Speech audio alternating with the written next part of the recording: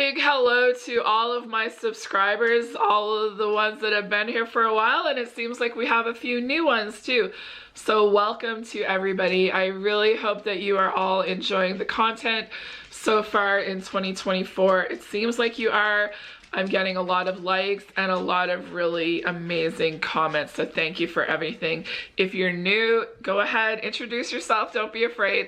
It is a pretty great community that we have here of supporting each other, and I just want to thank you all again. I know the past few years they've been hard for me, and you know, I started to make some small changes in 2023, and I feel like this is the year that, you know, I'm really starting off slow and steady in the new year to make some real changes. And you know, I've talked about that. I'm somebody that has struggled with my weight all of my life and the whole thing of dieting and restricting and all of that, and I know that I like to eat food that is comforting, that tastes good, and it's very filling, and that is exactly what today's video is.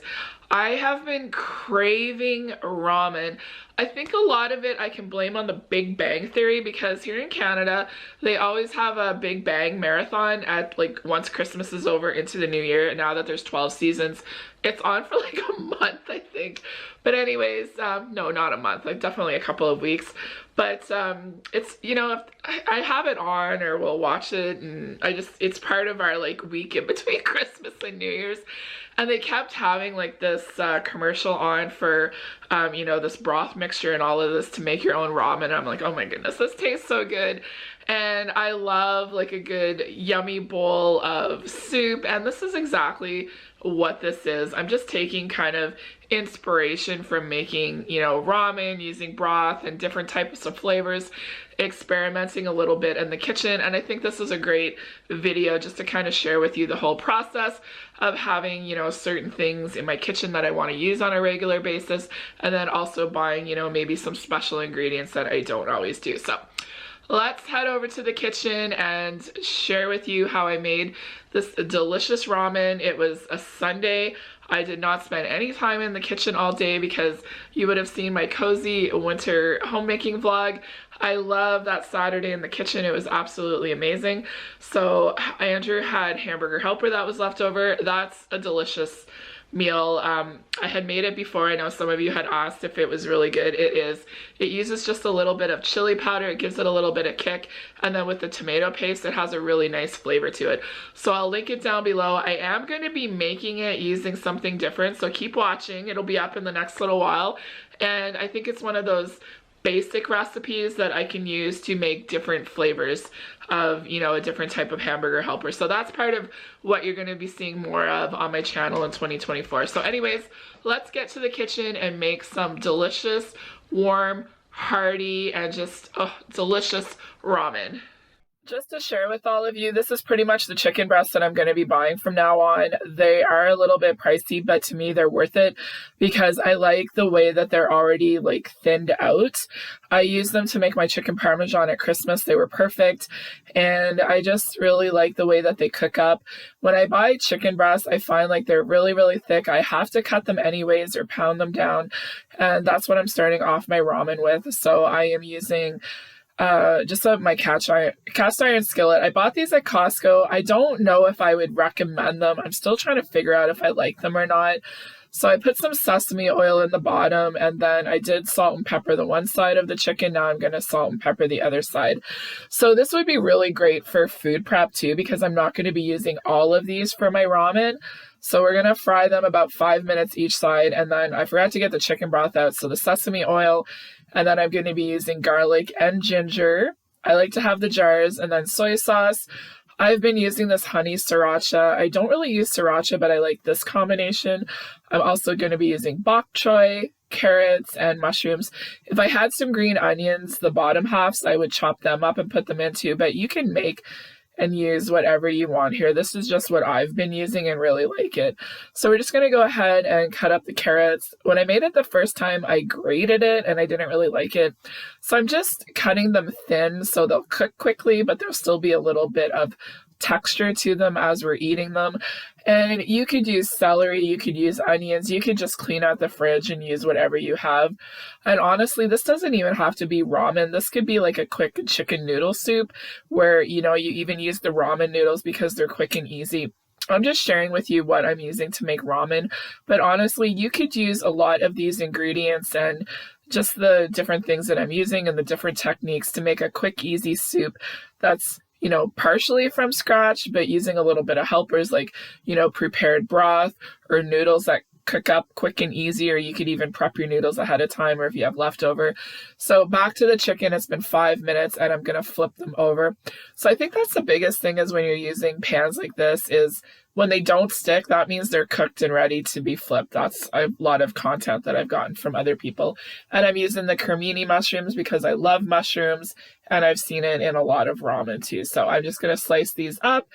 These are the cremini ones. I'm using the whole container. I think there was a different type of mushroom that I had seen that they had used, but like I said, you could use whatever you want in here. I'm using bok choy, but even if you had spinach, you could add spinach to this. Onions, peppers, cabbage if you had it. You could even put a little bit of the coleslaw in it, or just clean out a bunch of vegetables for your fridge. It doesn't have to be perfect.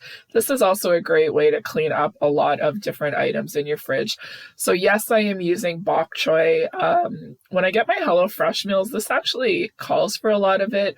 I like the greens of it more. I didn't use all of the bulbs, but I am using some of it.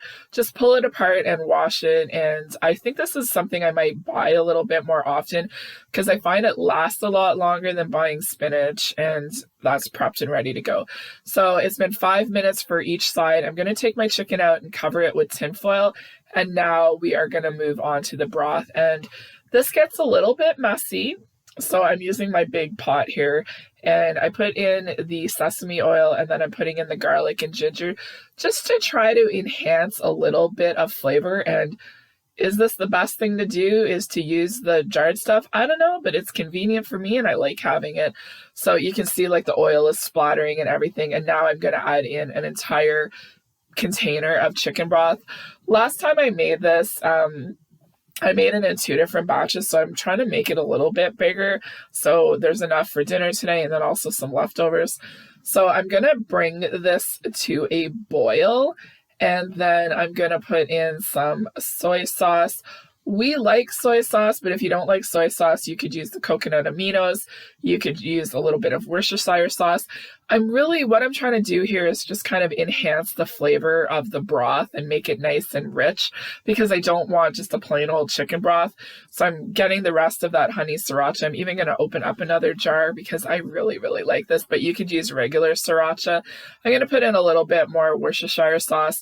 So the chicken broth that I used was no salt added. So yes, there is sodium in the broth and the sriracha, but it's going to give it flavor and it needs some kind of sodium. So that's how I try and balance it all out, is by using no salt broth. So now we're going to put the carrots in and I'm going to bring this to a boil and let this cook for about 5 minutes. It has been 5 minutes and the carrots are the vegetables that's going to take the longest. So what I'm going to do now is I'm going to go ahead and add in the mushrooms and I'm also going to add the bok choy and just let that kind of boil a little bit. And then as the mushrooms and the bok choy cook down too, they're going to add some more flavor into the broth. And if you guys have any feedback or make ramen a different way, please comment down below for to share with myself and also the rest of the community. So now I'm going to move towards the chicken. So I have my Pyrex dish out here and I'm going to put 3 of these in here and then I'm going to take the other 2 and slice them and then I'm going to put the juices from the chicken back into the broth. So like I said, this chicken cooks up so quick and easy, and like I said, oh, there's the supervisor. We haven't seen them in a while. There's Hunter keeping an eye on everything. So there's a time and a place to save money, but I really find that spending a little bit more on this chicken just makes life easier in the kitchen because it cooks up really easy. I don't have to pound it and it doesn't really dry out. I might have even cooked it a little bit too long. I think it would have been probably 3-4 minutes. Each side would have been fine. So I'm adding in the chicken and then I'm doing 2 packages of this ramen and I'm not using the seasoning packets that are in here. I think the other ramen, they didn't have it when I was at Food Basics. I think the Mr. Noodles is cheaper. These ones are a little bit smaller. So I'm just putting the chicken and the noodles in and I'm setting my timer for 3 minutes because that's what it says the noodles take.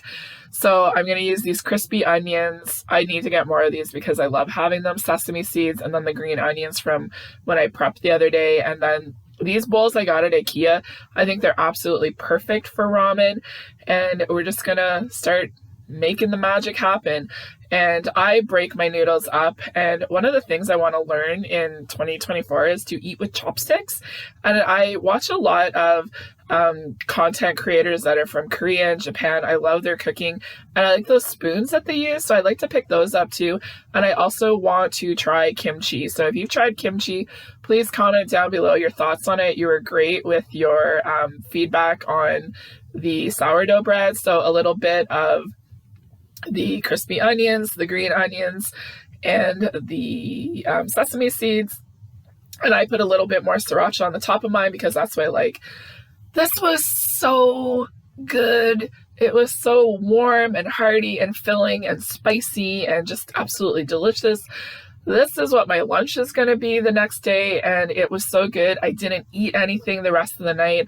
I felt full and satisfied, and I can't wait to have this for lunch the next day because sometimes leftovers are an amazing thing to have.